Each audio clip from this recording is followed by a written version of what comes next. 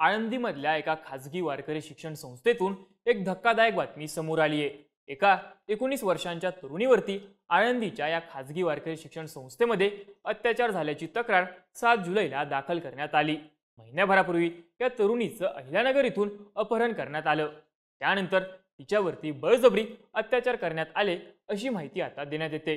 या सगळ्या प्रकरणामध्ये अत्याचार करणाऱ्या आरोपीला महिला कीर्तनकार सुनीता आंधळेंनी मदत केल्याचा आरोपही केला जातोय। या प्रकरणी अहिल्यानगर इथल्या पोलीस स्टेशनमध्ये महिला कीर्तनकारासह 5 जणांच्या विरोधामध्ये गुन्हा दाखल करण्यात आलाय। दरम्यान हे प्रकरण फक्त अत्याचाराचं नसून त्यात लग्नासाठी बळजबरीचा एक अँगलही समोर येतोय। त्यामुळे या प्रकरणानं एकच खळबळ उडाली आहे। गुन्हा दाखल झाल्यापासून 5ही आरोपी फरार असून पोलीस त्यांचा शोध घेत आहेत। पण हे प्रकरण नक्की आहे काय? त्या तरुणीसोबत नक्की काय घडलं? यात महिला कीर्तनकारावरती काय आरोप करण्यात आलेत याची स्टोरी सांगणारा हा व्हिडिओ। नमस्कार, मी चैतन्य आणि तुम्ही बघताय बोल व्हिडिओ। आता या प्रकरणाची तक्रार जरी जुलै महिन्यामध्ये झाली असली तरी हे प्रकरण जूनमध्ये घडल्याचं पीडितेच्या कुटुंबियांचं म्हणणं आहे।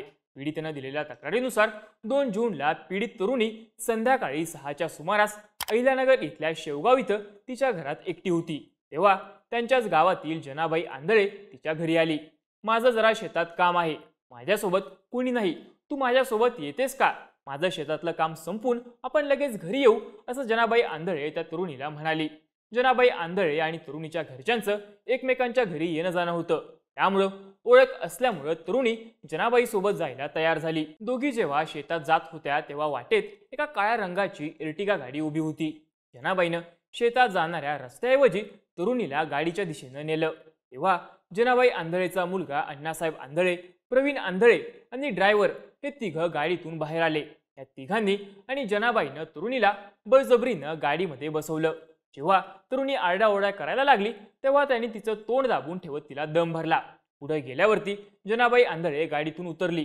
तेव्हा तरुणी गाडीतल्या अण्णासाहेब आंधळेला म्हणाली की मलाही त्यांच्या सोबतच घरी जाऊ द्या। हे ऐकून अण्णासाहेबनं तिला धमकी दिली, तुझ्या अंगावरती ऍसिड टाकेन, असं अण्णासाहेब तरुणीला म्हणाला। त्यानंतर भीतीनं तरुणी गप्प बसली। संध्याकाळी तरुणीचं शेवगावमधून अपहरण केल्यानंतर तिला दुसऱ्या दिवशी पहाटे आळंदीमध्ये नेण्यात आलं। आळंदीमध्ये अण्णासाहेब आंधळेच्या भाऊकीतील कीर्तनकार सुनीता आंधळेच्या घरी पहाटे 5 वाजता तरुणीला नेण्यात आलं। जेव्हा तरुणीनं इथं मला का आणलं हे विचारल्यावरती अण्णासाहेब आंधळेनं दिलेलं उत्तर धक्कादायक होतं। मला तू आवडते आणि मला तुझ्यासोबत लग्न करायचं आहे, असं अण्णासाहेबनं तिला सांगितलं। तेव्हा मला तुझ्यासोबत लग्न करायचं नाही, मला माझ्या घरी नेऊन सोड, असं पीडित तरुणीनं त्याला सांगितलं।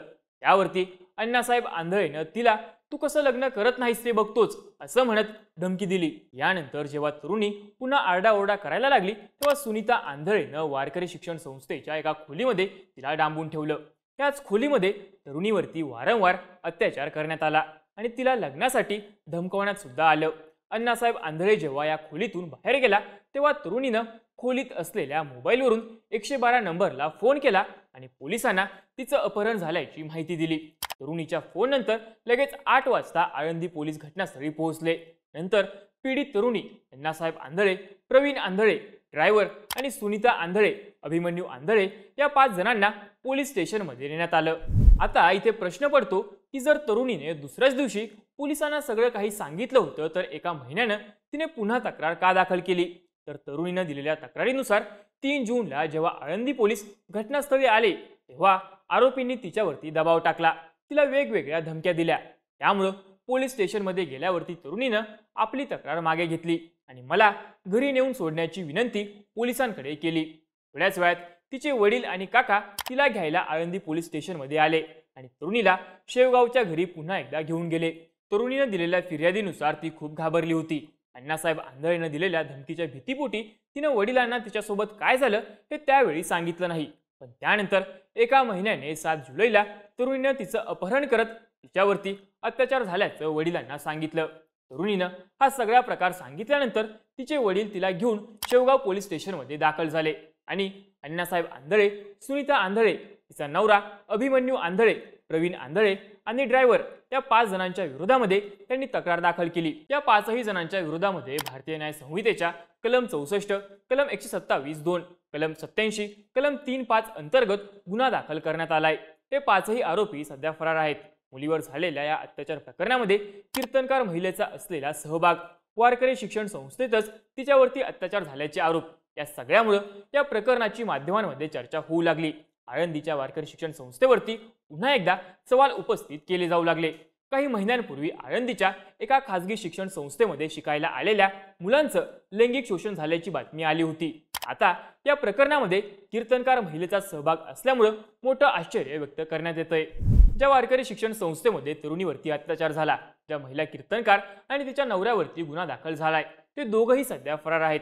पण आळंदीतल्या कीर्तनकारांच्या आणि वारकऱ्यांच्या व्हॉट्सअप ग्रुपवरती सध्या एक पोस्ट व्हायरल होत असल्याचं सांगितलं जातंय.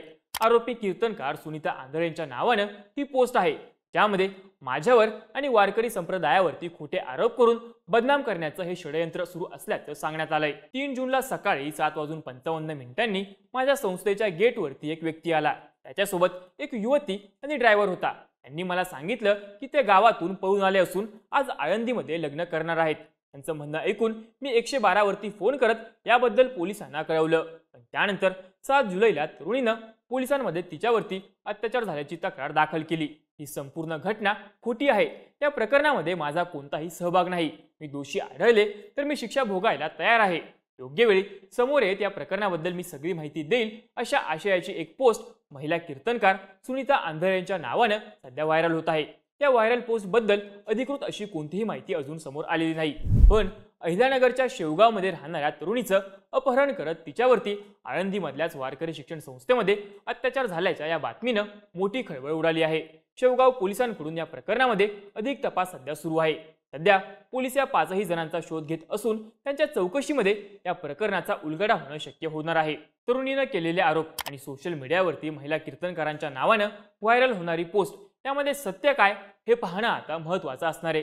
या सगळ्या प्रकरणाबद्दल तुम्हाला काय वाटतं? तुमची मतं आणि प्रतिक्रिया आम्हाला कमेंट करून नक्की सांगा. आणि अशाच माहितीपूर्ण व्हिडिओज बघण्यासाठी बोल व्हिडिओच्या YouTube चॅनलला नक्की सबस्क्राईब करा.